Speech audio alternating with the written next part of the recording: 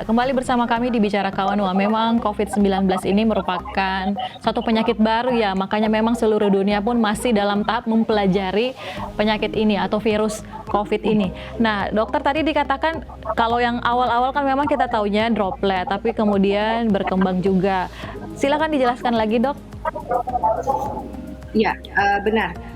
Jadi memang waktu awal itu sebenarnya dari bulan Maret 2020 sudah ada beberapa ilmuwan yang menyatakan bahwa ini pasti airborne karena dia lebih stabil dari SARS-CoV-1 ya.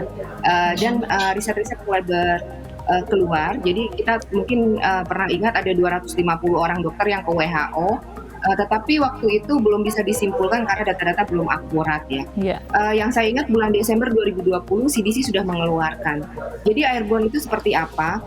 Dalam satu ruangan, kita kan yang paling sulit adalah mengendalikan kasus asimptomatik. Karena kita tidak mungkin dites setiap hari.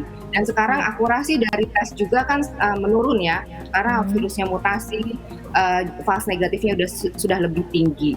Kemudian kalau kita dalam satu ruangan tertutup, ternyata walaupun kita jaraknya 5 meter sekalipun, kalau ruangan itu tertutup, di situ ada orang yang asimptomatik, maka virus itu bisa muter-muter dan hidup selama 3 jam.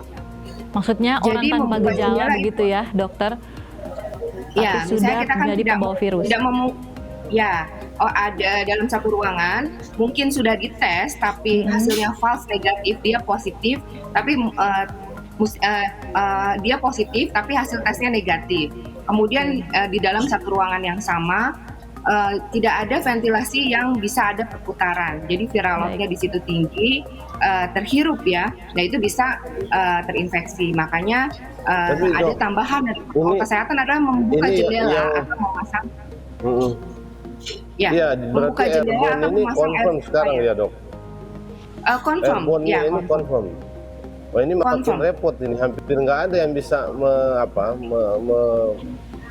menghalangi atau menghindar ya kalau airborne ya, apalagi bisa Pak ya? Jerry.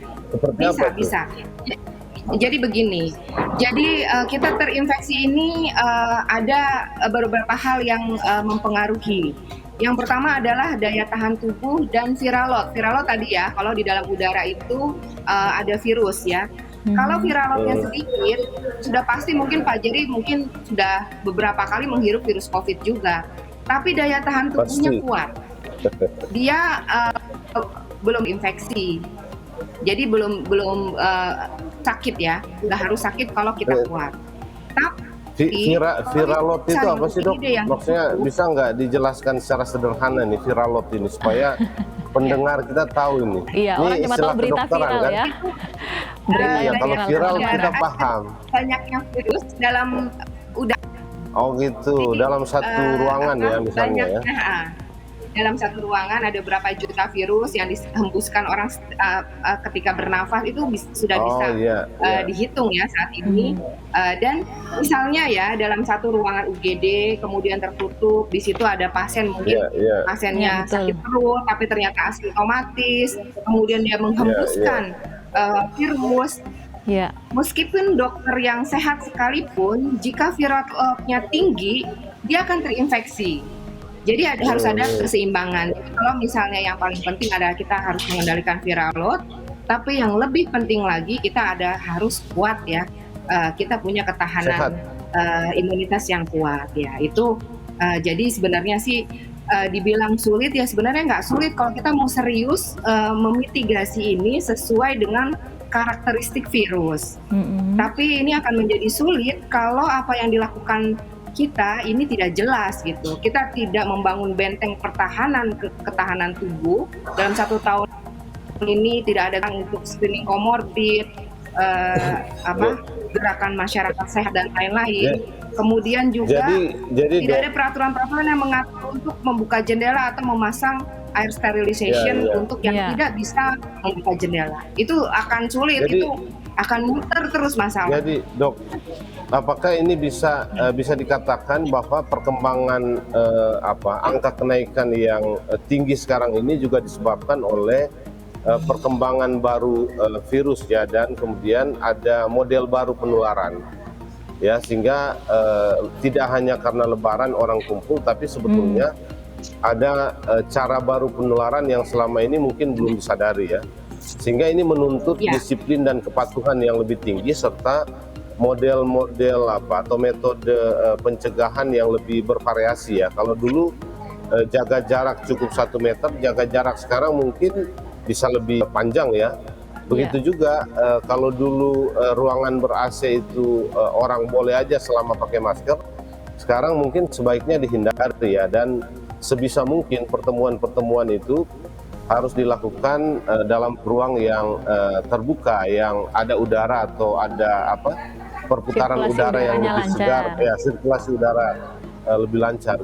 Nah, Gina, mungkin kita ke Dokter Suni dulu, bagaimana pengalaman atau bagaimana fenomena di Sulawesi Utara ya terkait dengan penanganan COVID ini. Iya, bagaimana proses tracingnya? Apakah sudah maksimal atau seperti apa dokter lihatnya? Terima kasih untuk kesempatan. Jadi kalau yang saya lihat yang di khususnya di Sulawesi Utara, memang benar beberapa waktu yang lalu kita terjadi penurunan angka yang cukup signifikan. Ya, jadi ada beberapa waktu kita ada 0 kasus. Kemudian dokter yang dokter lihat itu benar-benar penurunan yang signifikan atau memang karena euforia vaksinasi, orang-orang lagi sibuk vaksinasi makanya tracingnya yang kurang, atau seperti apa, Dok?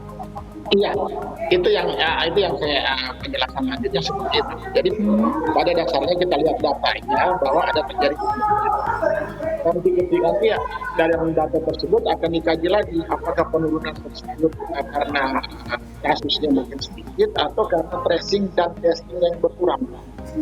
Ya, dan makanya dalam beberapa kesempatan saya menyoroti hal ini karena saya berpendapat bahwa karena kita juga tracing dan testing yang kurang, sehingga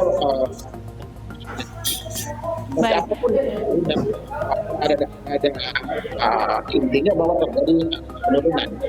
Baik, tahan di situ dulu dokter. Dokter Suni tahan dulu, kita akan jeda sejenak. Ternyata memang ada tracing yang kurang ya yang terjadi di Sulawesi Utara juga. Kita akan lanjut lagi setelah yang satu ini, tetap bersama kami di Bicara Kawanua.